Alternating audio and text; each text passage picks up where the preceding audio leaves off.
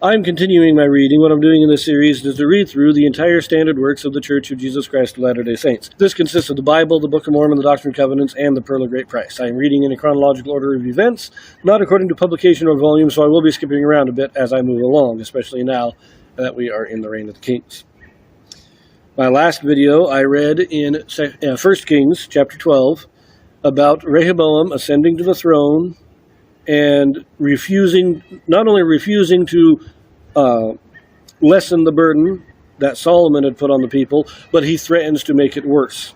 And so the 10 tribes break off, and we get these now divided kingdom, the northern kingdom of Israel, the southern kingdom of Judah. Jeroboam, who was a minister in Solomon's administration, is made king.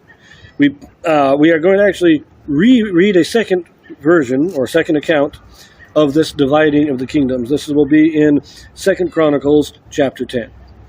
So this will cover the same event that we just read in 1 Kings. Let's see if there's any new information. So, 2 Chronicles chapter 10. The people request relief, but Rehoboam promises to increase the burdens upon the people. Israel rebels, and the kingdom is divided. And Rehoboam went to Shechem, for to Shechem were all Israel come to make him king. And it came to pass, when Jeroboam the son of Nebat, who was in Egypt, whither he had fled from the presence of Solomon the king, heard it, that Jeroboam returned out of Egypt. And they sent and called him. So Jeroboam and all Israel came and spake to Rehoboam, saying, Thy father made our yoke grievous. Now therefore ease thou somewhat the grievous servitude of thy father, and his heavy yoke that he put upon us, and we will serve thee. And he said unto them, Come again unto me after 3 days, and the people departed. Now that's not exactly word for word from 1 Kings, but it is very close. So again, Shechem is simply the more central location for all of Israel. Jerusalem is a little bit farther south. Let us continue verse 6. And King Rehoboam took counsel with the old men that had stood before Solomon his father while he yet lived, saying, What counsel give ye me to return answer to this people? And they spake unto him, saying, If thou be kind to this people, and please them, and speak good words to them, they will be thy servants forever. But he forsook the counsel which the old men gave him, and took counsel with the young men that were brought up with him, that stood before him. And he said unto them, What advice give ye, that we may return answer to this people, which have spoken to me, saying, Ease somewhat the yoke that thy father did put upon us? And the young men that were brought up with him spake unto him, saying, Thus shalt thou answer the people that spake unto thee, saying, Thy father made our yoke heavy, but make thou it somewhat lighter for us. Thus shalt thou say unto them, My little finger shall be thicker than my father's loins. For whereas my father put a heavy yoke upon you, I will put more to your yoke. My father chastised you with whips, but I will chastise you with scorpions. Again, nearly word for word what is in 1 Kings. I do find one change to be interesting, not vital in meaning. It doesn't really change the meaning, but in 1 Kings, the old men's advice was, Be a servant to the people, and they will serve thee for all your life. And here it just says, Be kind to the people, and they will serve thee. That difference in wording is a very interesting difference, in my opinion. I find that because the king should serve the people.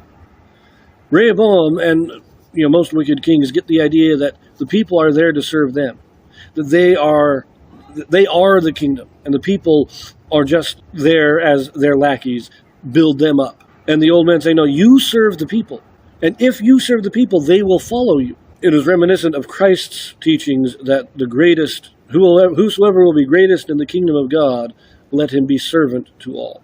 I like that. It kind of gives you the same impression in 1 Kings. In Chronicles here, it just says, Be kind to this people. And it's still the same basic advice, but I like the wording of serve this people better. Anyways, that's just me. Let us continue. Verse 12. So Jeroboam and all the people came to Rehoboam on the 3rd day, as the king bade, saying, Come again to me on the 3rd day. And the king answered them roughly, and King Rehoboam forsook the counsel of the old men, and answered them after the advice of the young men, saying, My father made your yoke heavy, but I will add thereto. My father chastised you with whips, but I will chastise you with scorpions. So the king hearkened not unto the people, for the cause was of God, that the Lord might perform his word, which he spake by the hand of Ahijah the Shilonite to Jeroboam the son of Nebat. So again, word for word. Again, you can see a more detailed comment here on my video of 1 Kings. But just, it was of God. Not that God took Rehoboam's free will away from him. Rehoboam still got to choose, but God purposely selected Rehoboam to be born in this place at this time, in this situation, because he knew Rehoboam would make this choice. Anyways, let us finish this, verse 16. And when all Israel saw that the king would not hearken unto them, the people answered the king, saying, What portion have we in David? And we have none inheritance in the son of Jesse. Every man to your tents, O Israel. And now, David, see to thine own house. So all Israel went to their tents. But as for the children of Israel that dwelt in the cities of Judah, Rehoboam reigned over them.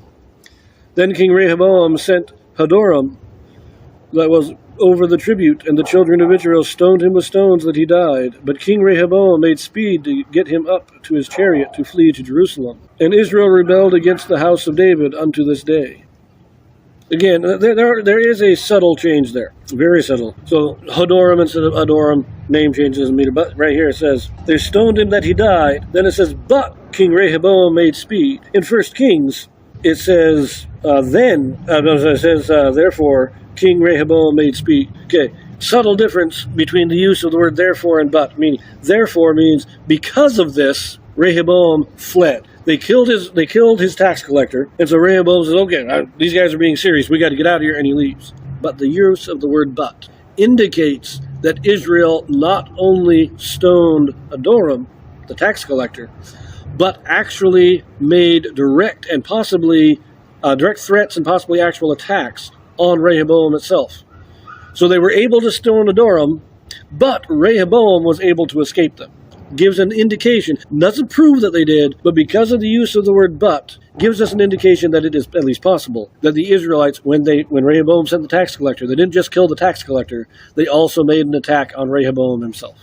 Anyways, that will be the end of this one. We will pick this up in the next video, returning back to 1 Kings, so we will see you there.